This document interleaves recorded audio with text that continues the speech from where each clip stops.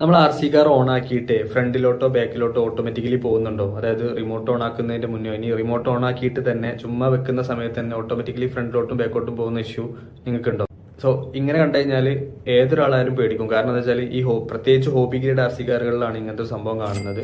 നല്ല പ്രൈസ് എല്ലാം കൊടുത്തിട്ടാണ് ഹോബി ഗ്രേഡ് ആർ സി കാറുകൾ വാങ്ങിക്കുന്നത്. പിന്നെ അതിന്റെ ഒരു കൂടെ വേറൊരു പ്രശ്നം എന്താ വെച്ചാൽ നമുക്ക് ഇതിനിവിടെ അധിക സ്ഥലത്തും വാറണ്ടിയോ കാര്യങ്ങളൊന്നുമില്ല. സോ ഇവരെന്ത് ചെയ്യണം, ഇതിന്റെ പാർട്സ് എല്ലാം റീപ്ലേസ് ചെയ്യണം. അപ്പോൾ പാർട്സിനും അത്യാവശ്യം പിന്നെ നല്ല പ്രൈസ് എല്ലാം കൊടുക്കണം.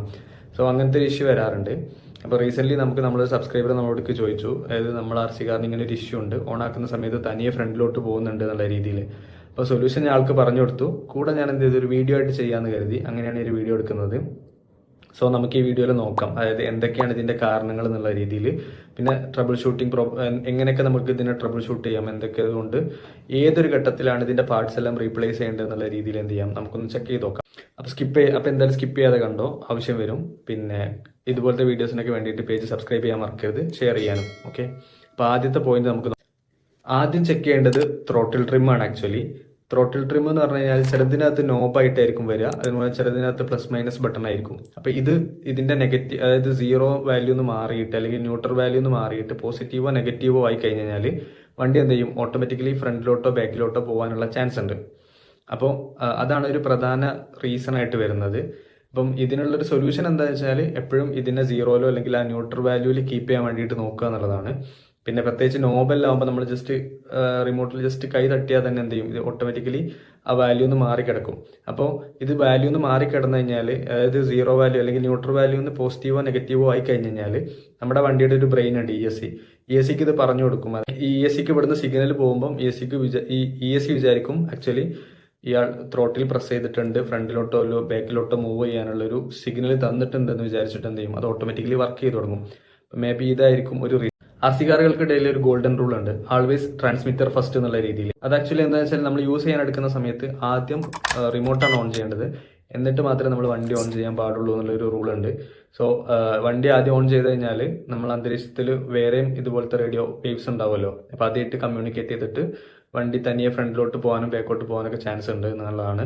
സോ എപ്പോഴും ഓൺ ആക്കുന്ന സമയത്ത് എന്ത് ചെയ്യുക, ആദ്യം റിമോട്ട് ഓൺ ആക്കാൻ വേണ്ടി ശ്രമിക്കുക. ഇതാണ് അടുത്ത റൂൾ. അടുത്തായിട്ട് വണ്ടി കാലിബ്രേറ്റ് ചെയ്യുക എന്നുള്ളതാണ്. ലൈക്ക് എന്താണ് കാലിബ്രേഷൻ എന്നല്ലേ, അതായത് നിങ്ങൾ ഈ ഒരു റിമോട്ടിന്റെ റേഞ്ച്, അതായത് എത്ര സ്പീഡിൽ പോകണം, എവിടെയാണ് ഇതിന്റെ ന്യൂട്രൽ, എവിടെയാണ് ഇതിന്റെ റിവേഴ്സ്, ഇങ്ങനത്തെ കാര്യങ്ങളെല്ലാം നമ്മൾ ഇ എസ് സിക്ക് പഠിപ്പിച്ചു കൊടുക്കുന്നതാണ് കാലിബ്രേഷൻ എന്നുള്ള രീതിയിൽ. സോ അതിലുള്ള എന്തെങ്കിലും പ്രശ്നങ്ങളാവും. അപ്പം രണ്ടാമത് നമ്മൾ എന്ത് ചെയ്യണം, കാലിബ്രേറ്റ് ചെയ്യണം. അപ്പം ഇതിന്റെ എല്ലാ ഒരു വണ്ടിയുടെ മാനുവലിനകത്ത് ഉണ്ടാവും, അതൊക്കെ എങ്ങനെയാണ് ഇത് കാലിബ്രേറ്റ് ചെയ്യേണ്ടത് എങ്ങനെയാണെന്നുള്ള രീതിയിൽ. ചിലതിനകത്തെല്ലാം ഇ എസ് സിയിൽ ബട്ടൺ ഉണ്ടാവും, അത് പ്രസ് ചെയ്തിട്ട് നമ്മൾ ത്രോട്ടിലെല്ലാം ഫുൾ ത്രോട്ടിൽ, അതുപോലെ തന്നെ റിവേഴ്സ് ഫുൾ അങ്ങനെയെല്ലാം കൊടുക്കലാണ്. പക്ഷെ ഇതെല്ലാത്തിനും സെയിം അല്ല. സോ അതാത് മാനുവലിൽ ഉണ്ടാവും മേ ബി എങ്ങനെയാണ് ഇതിന്റെ കാലിബ്രേഷൻ എന്നുള്ള രീതിയിലുള്ള. ഇനി അടുത്തതായിട്ട് ഇതിന്റെ ട്രിഗർ, അതായത് ആ റിമോട്ടിന്റെ ട്രിഗർ ആയിരിക്കും ഇഷ്യൂ. അതായത് നമ്മളിപ്പം ത്രോട്ടിലെല്ലാം കൊടുത്ത ശേഷം അതിനെ റിലീസ് ചെയ്യുന്ന സമയത്ത് പ്രോപ്പറായിട്ട് അതിന്റെ ന്യൂട്രൽ പൊസിഷനിലോട്ട് വരാത്തൊരു ഇഷ്യൂ ഉണ്ടാവും. ഇങ്ങനത്തെ ഒരു പൊതുവെ ഉണ്ടാവല് നമ്മൾ കുറേ കാലമെല്ലാം എടുക്കാതെ വെച്ചതോ അല്ലെ പഴകിയതായിട്ടുള്ള റിമോട്ടുകൾ യൂസ് ചെയ്യുന്ന സമയത്തും, അതുപോലെ തന്നെ അത്രയും നല്ല അടിപൊളി അല്ലാത്ത ചില റിമോട്ടുകളൊക്കെ ഉണ്ടാവില്ല, കുറച്ച് ലോ ക്വാളിറ്റിയിലൊക്കെ വരുന്നത്, ഇങ്ങനത്തെ മെയിൻ ആയിട്ടുള്ള ഒരു ഇഷ്യൂ വരാറുള്ളത്. ഇപ്പം അതിൻ്റെ ഉള്ളിലുള്ള വാല്യൂ ചെറിയ രീതിയിൽ മാറുകയൊക്കെ ചെയ്യുമല്ലോ ഇപ്പൊ കൊടുക്കുന്ന സമയം. സോ ഇതാണ് അടുത്ത റീസൺ. അടുത്തായിട്ട് വോൾട്ടേജ്, വയറിങ്, വാട്ടർ ഡാമേജ്, ഇങ്ങനത്തെ കാര്യങ്ങളാണ്. സോ ആദ്യം തന്നെ നമുക്ക് വോൾട്ടേജിൽ നോക്കാം. ഭയങ്കര ലോ വോൾട്ടേജ്, അതുപോലെ തന്നെ അൺസ്റ്റേബിൾ വോൾട്ടേജ്, പിന്നെ അതുപോലെ തന്നെ ഓവർ ചാർജ് ആവും. ചില ആൾക്കാരെല്ലാം നല്ലോണം ചാർജ് ചെയ്യും. അപ്പം അതിന്റെ ഒരു വീഡിയോ നമ്മൾ ചെയ്യണമെന്ന് വിചാരിക്കുന്നുണ്ട്, എങ്ങനെയാണ് പ്രോപ്പറായിട്ട് ഒരു ബാറ്ററി ഹാൻഡിൽ ചെയ്യേണ്ടത് എന്നുള്ള രീതിയിൽ. സോ താല്പര്യമുള്ള ആളുകൾ കമന്റ് ചെയ്യാം, നമുക്ക് അതിനനുസരിച്ച് വീഡിയോ ചെയ്യാം. സോ ഇങ്ങനെ ഓവർ ചാർജ്, ഇങ്ങനത്തെ കാര്യങ്ങൾ, വോൾട്ടേജിൽ മിസ്മാച്ച് ഒക്കെ വരുന്ന സമയത്തൊക്കെ ഈ ഗ്ലിച്ച് ഉണ്ടാവാൻ സാധ്യതയുണ്ട്. അടുത്തതായിട്ട് ഇതിന്റെ വയറിംഗ് ആണ്. അപ്പം വയറിംഗിൽ എന്തെങ്കിലും കണക്ഷൻ പ്രശ്നങ്ങളൊക്കെ ഉണ്ടാവും, അത് ചെക്ക് ചെയ്ത് നോക്കാം. പിന്നെ വരുന്നത് എന്താണെന്ന് വെച്ച് കഴിഞ്ഞാൽ ഇതിന്റെ water resistant, like water proof തന്നെ ആയിരിക്കും മേ ബി, അതിലെന്തെങ്കിലും കംപ്ലൈന്റ് പറ്റിയിട്ട് ഉള്ളിലോട്ട് വെള്ളം വന്നിട്ടുണ്ടാവും. അതല്ലെങ്കിൽ വേറെ എന്തെങ്കിലും റിലേറ്റഡ് ആയിട്ടോ വാട്ടർ റിലേറ്റഡ് ആയിട്ട് എന്തെങ്കിലും ഡാമേജ് വന്നിട്ടുണ്ടോ എന്നും കൂടെ ചെക്ക് ചെയ്ത് നോക്കാം. അപ്പം ടോട്ടലി ബാറ്ററിയുടെ ഹെൽത്ത് ഒന്ന് ചെക്ക് ചെയ്ത് നോക്കുക. അതുപോലെ തന്നെ ലൂസ് കണക്ഷൻ ഉണ്ടോ, വയറിംഗിൽ എന്തെങ്കിലും വന്നിട്ടുണ്ടോ എന്നുള്ളത് കംപ്ലീറ്റ്ലി ചെക്ക് ചെയ്ത് നോക്കുക. അതേപോലെ തന്നെ എന്തെങ്കിലും വാട്ടർ ഡാമേജോ കാര്യങ്ങളോ, എവിടെയെങ്കിലും വെള്ളം കെട്ടിക്കിടക്കുന്ന അങ്ങനത്തെ എന്തെങ്കിലും ഉണ്ടോ എന്നൊക്കെ ഒന്ന് ചെക്ക് ചെയ്ത് നോക്കുക.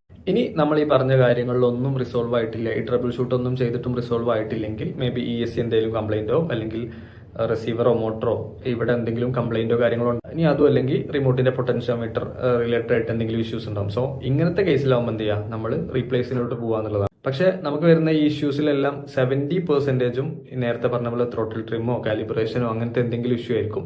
റീപ്ലേസ് ഒക്കെ ഭയങ്കര കുറവായിട്ടാണ് ഇതിൽ കമ്പാരിറ്റീവ്ലി വരാറ്. അപ്പൊ എന്തായാലും ഇങ്ങനത്തെ ഒരു ഇഷ്യൂ വരുന്ന സമയത്ത് നിങ്ങൾ എന്ത് ചെയ്യുക, ആദ്യം ഇങ്ങനെ ചെയ്യാനുള്ള കുറച്ച് ട്രബിൾ ഷൂട്ട് കാര്യങ്ങളൊക്കെ ചെയ്ത് നോക്കുക. എന്നിട്ട് മാത്രം വർക്കായിട്ടില്ലെങ്കിൽ മാത്രം എന്ത് ചെയ്താൽ മതി, നിങ്ങൾ റീപ്ലേസ്മെന്റും കാര്യത്തിലോട്ട് പോയാൽ മതി എന്നാണ് എൻ്റെ ഒരു പേഴ്സണൽ സജഷൻ. ഇനി ഈ വീഡിയോ നിങ്ങൾക്ക് യൂസ്ഫുൾ ആയിട്ടുണ്ടെങ്കിൽ ലൈക്ക് ചെയ്യാനും കമന്റ് ചെയ്യാനും ഷെയർ ചെയ്യാനും മറക്കരുത്. അതേപോലെ നമ്മൾ ഇതിനകത്ത് ഒത്തിരി വീഡിയോസ് ഉണ്ട്, അൺബോക്സിങ്, പിന്നെ അതുപോലെ തന്നെ ഇങ്ങനത്തെ കുറേ നോളജിന്റെ എല്ലാം വീഡിയോസും കാര്യങ്ങളൊക്കെ ഉണ്ട്. ഇനി കുറേ വീഡിയോസ് എല്ലാം വരാനൊക്കെ ഉണ്ട്. അപ്പോൾ സബ്സ്ക്രൈബ് ചെയ്യുക, സപ്പോർട്ട് ചെയ്യാം. അടുത്ത വീഡിയോ ആയിട്ട് കാണാം.